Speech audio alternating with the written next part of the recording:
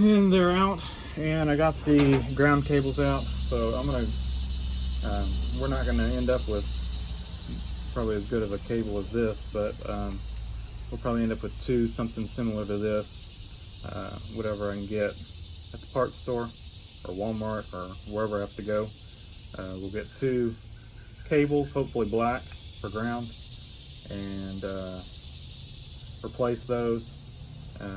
And then this double cable for the positive, it's a little bit corroded out, but we're going to try running it. They're actually still nice and clean in here too. And then I'll probably get two battery bolts to replace the ones that are in here. And we're going to try to reuse this cable, hopefully. If not, I'm going to have to be real careful tightening this one down to make sure I don't break it out right here. We're going to do what we can do to save this. If not, my other thought was run two cables coming from each battery. Instead of tying them together like this, run two directly to the solenoid, and we could do it that way instead of running this single bigger cable that tees off of both batteries. They've already got separate grounds, so we could just do separate positives and run both of them to the starter terminal. But we're kind of getting ahead of ourselves. Let's see if we can save this one first and just replace the two ground cables. And I'm going to try to find two batteries that are like maybe an inch shorter. I think it's got plenty of cranking capacity with these two batteries that we could get shorter batteries in here and make our job a whole lot easier.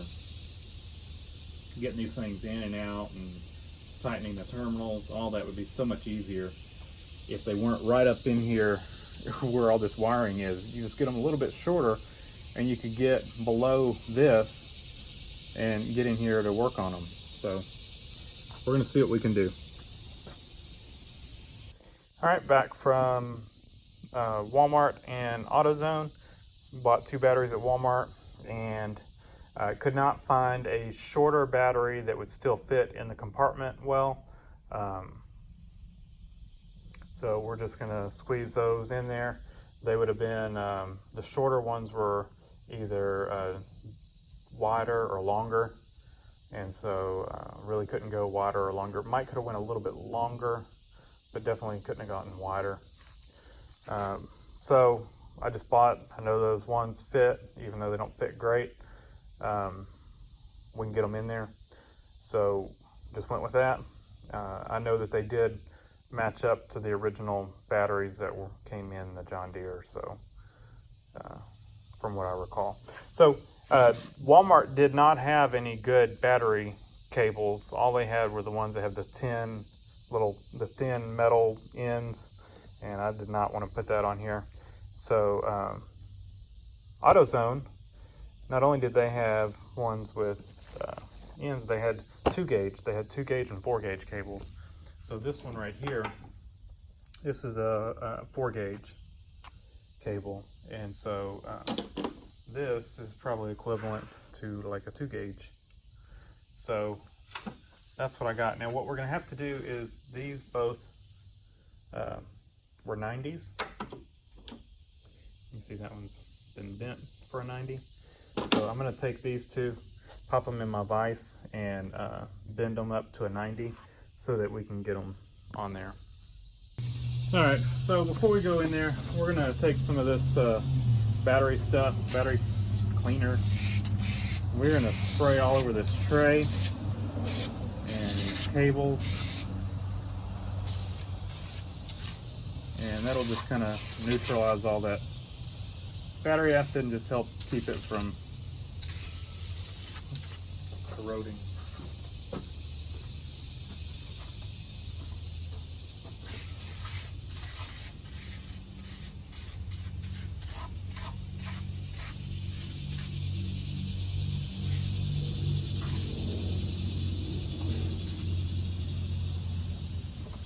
And we can just slide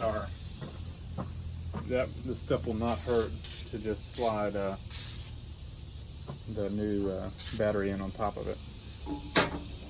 So We've got to put in the far battery first. We'll slide it into place.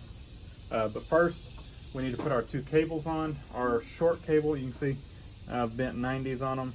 Our short cable goes on this end. So we are going to slip this in here. They bolt down right here. And we've got our bolt looks okay. We'll spray some stuff on it. It appears to be in good shape though.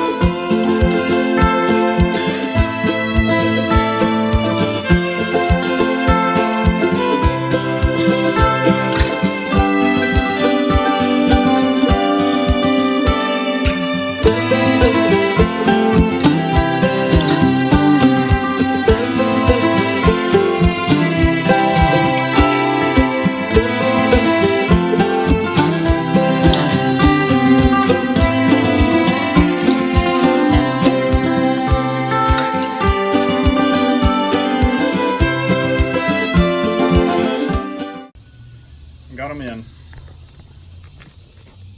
There's one, and there's the other one. Two ground cables installed. So now we're ready to slide the batteries in. Got this ground cable out of the way. We'll get that positive kind of up out of the way. I need to put the new ends on those. Not the new ends, the new nuts. And we'll be ready to put the battery on. So let me go ahead and do that. I'm just gonna unthread those and put new nuts on. They did not have bolts, battery, they were out, so reuse the bolts with new nuts. Alright, new nuts on here. These are actually, to my surprise, they're metric. I bought some standard nuts and they didn't fit. Went in my stash and grabbed some metric ones and they fit. So new nuts on those. The bolts are actually in okay shape. They're not like, they're in usable shape. So we are gonna, let's do these. How are we gonna do this? I'll probably go like that. So I'm trying to figure out the best way to get this out of the way.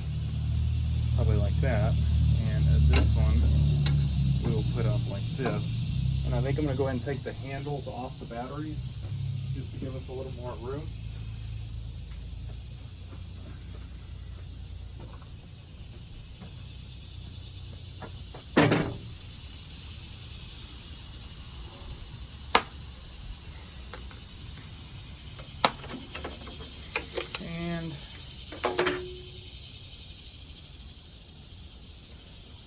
Take these off yet, but we're going to loosen them off there.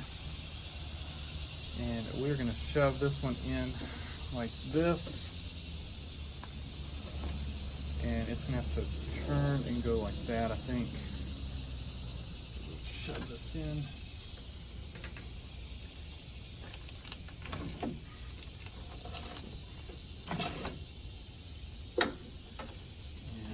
tight. Go to the other side.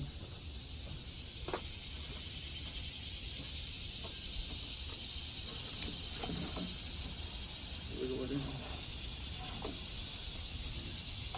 Come down. This one, it doesn't have the caps on it, so that helps a little bit. But yeah, we definitely could not have gone any longer on the batteries. This is it for fitting these batteries. You're not going to get a bigger battery. And these are a 35S is the group size.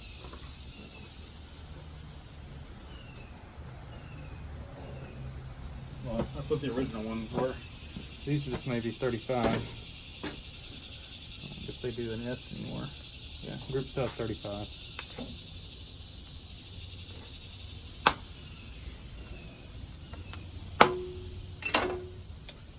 And we'll put this up. And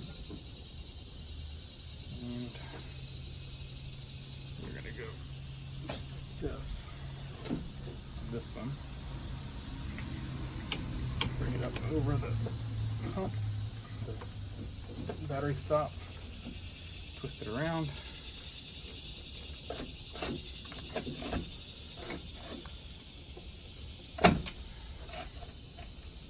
And it is in.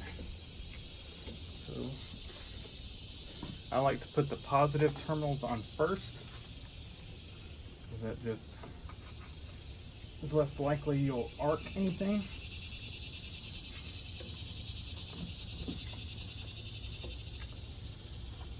So we're going to slip this one on.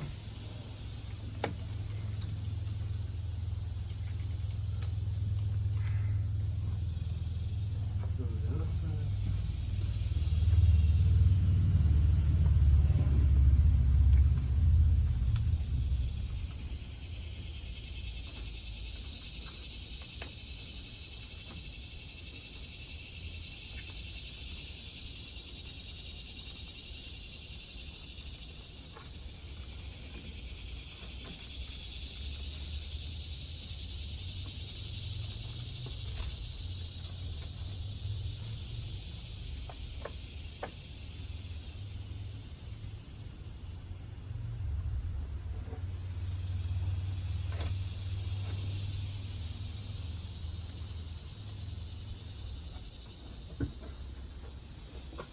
I'm just trying to get these rotate around. It should be a lot easier to get these off now with the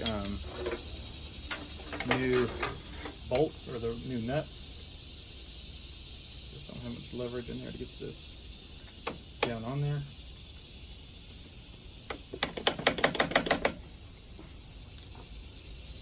See if I can use the pliers. Wiggle it down on there.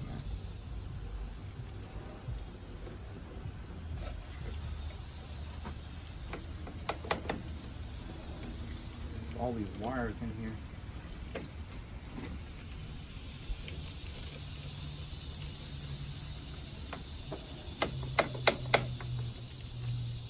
Can't get in there.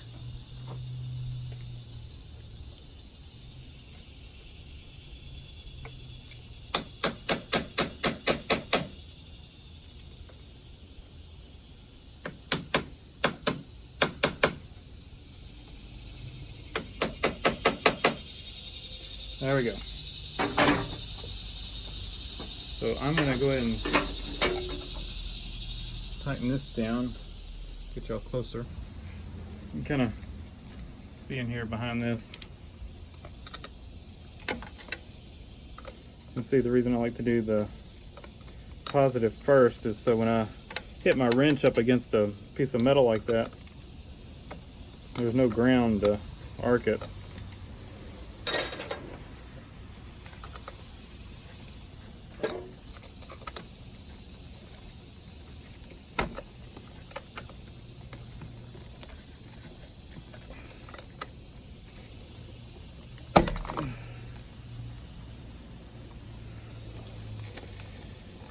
All right, let's got that one. Let's move over to the other side. Don't have much for him to work in here.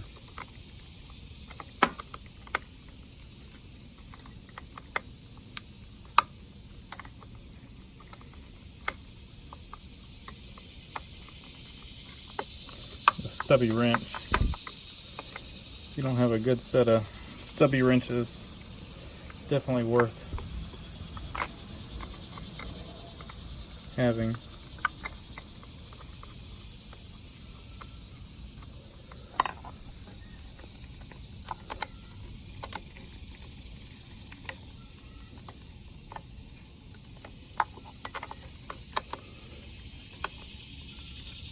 Come on. It's almost there.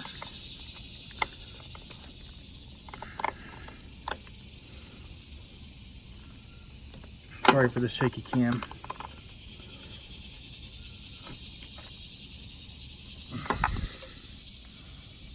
Alright, I think that's good. Yep, it's tight. Alright, so now that we've got the positive on, we can put the negative on. And just a tip, see that tapered spot there? That's not tapered, it goes tapered down. Your battery